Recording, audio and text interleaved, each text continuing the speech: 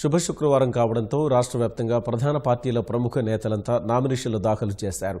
మంచి రోజు ముహూర్తం కలిసి రావడంతో భారీగా ర్యాలీలతో ఊరేగింపుగా వెళ్లి నామపత్రాలు దాఖలు చేశారు. చిత్తూరు జిల్లా కుప్పం నుంచి వరుసగా 7వసారి తెలుగుదేశం పార్టీ అభ్యర్థిగా చంద్రబాబు నామినేషన్ దాఖలు చేశారు. ప్రచారంలో తీరిక లేకుండా ఉండడంతో ఆయన తరపున కుప్పం తహసీల్దార్ కార్యాలయంలో స్థానిక నేతలు నామపత్రాలు అందజేశారు. నామపత్రాలపై చంద్రబాబు సంతకం చేసిన అఫిడవిట్తో పాటు అన్ని పత్రాలను కుప్పం పంపించగా స్థానిక నేతలు తహసీల్దార్ కార్యాలయంలో అందజేశారు. తొలిసారి ప్రత్యక్ష ఎన్నికల బరిలో దిగుతున్న ముఖ్యమంత్రి చంద్రబాబు కుమారుడు మంత్రి లోకేష్ మంగళగిరిలో నామినేషన్ వేశారు. ముందుగా ఇంటిలో తల్లిదండ్రుల ఆశీర్వాదం తీసుకున్న ఆయన భార్య బ్రాహ్మణితో కలిసి ర్యాలీగా తరలివెళ్లి తహసీల్దార్ కార్యాలయంలో నామపత్రాలు అందజేశారు.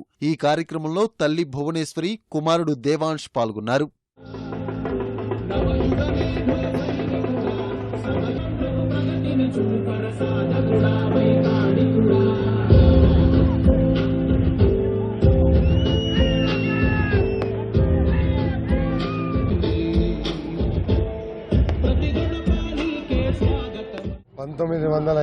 తర్వాత తెలుగుదేశం పార్టీ జెండా మంగళగిరి మీద ఎగరలేదు.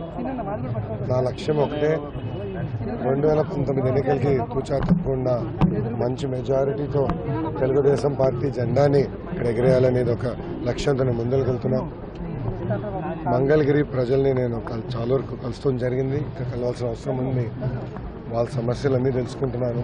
ఒక ఐటీ శాఖ మంత్రిగా నేను కూడా అనేక ఐటీ పరిశ్రమలు మంగళగిరికి తీసుకొచ్చాను, ఇంకా తీసుకొస్తాను.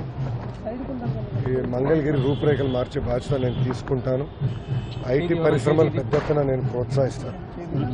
ఇటు పక్కన ఐటీ పరిశ్రమలు ప్రోత్సహిస్తూ ఇంకో పక్కన చేనేతలు చాలామంది ఉన్నారు.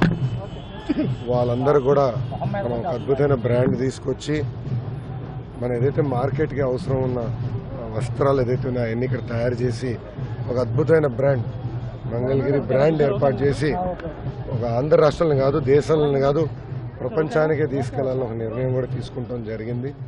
ప్రతిపక్ష నేత జగన్ పులివెందుల రిటర్నింగ్ అధికారి కార్యాలయంలో నామినేషన్ వేశారు. మధ్యాహ్నం 1:49 ముహూర్తం చూసుకుని నామపత్రాలు సమర్పించారు. ఆయన వెంట కడప లోక్సభ అభ్యర్థి అవినాష్ రెడ్డితో పాటు బంధువులు ఉన్నారు. పశ్చిమ గోదావరి జిల్లా భీమవరం అసెంబ్లీ అభ్యర్థిగా జనసేన అధ్యక్షుడు పవన్ కళ్యాణ్ నామినేషన్ వేశారు.